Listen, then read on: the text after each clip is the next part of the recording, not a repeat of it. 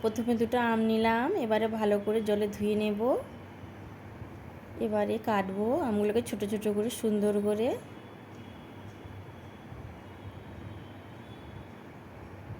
দুটো আমকে ভালো করে কেটে নেব। এবারে কড়াইটা বসিয়ে দিলাম।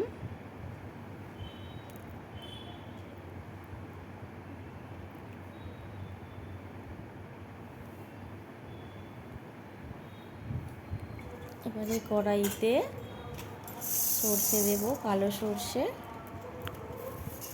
জিরে দিলাম, মৌরি দিলাম। এবারে ভালো করে নাড়াচাড়া করে নিতে হবে, একটু ভাজা ভাজা করে নিতে হবে। বেশি ভাজা যাবে না, অল্প একটু ভেজে নিতে হবে। এবারে তুলে নেব।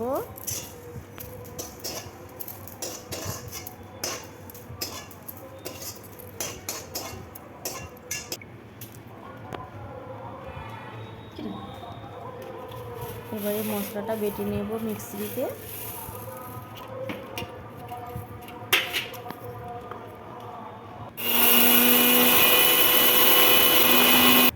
মশলাটা বাটা হয়ে গিয়েছে।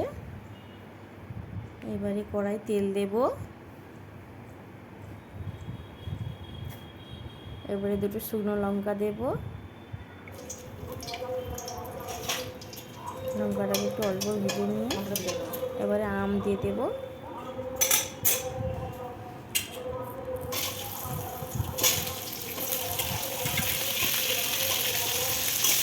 আমটাকে একটু নাড়াচাড়া করতে হবে, একটু ভাজা ভাজা হোক, একটু হলুদ দিয়ে দিতে হবে, একটু ভাজতে হবে।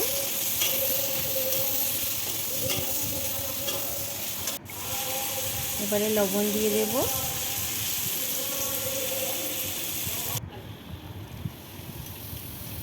আর একটু ভাজতে হবে। এবারে চিনি দিয়ে দেব।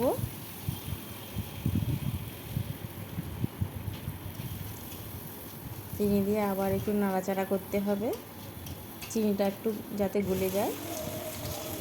চিনিটা গলে গেছে দেখুন বন্ধুরা। এবারে হচ্ছে জিরে, সর্ষে, মৌরি যে মিক্সিতে গুঁড়ো করেছিলাম ওগুলো দিয়ে দিলাম। দেখুন বন্ধুরা কালারটা কত সুন্দর এসেছে।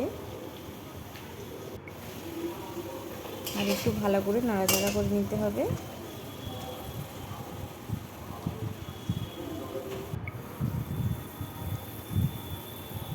কত সুন্দর হয়েছে কালারটা দেখুন বন্ধুরা।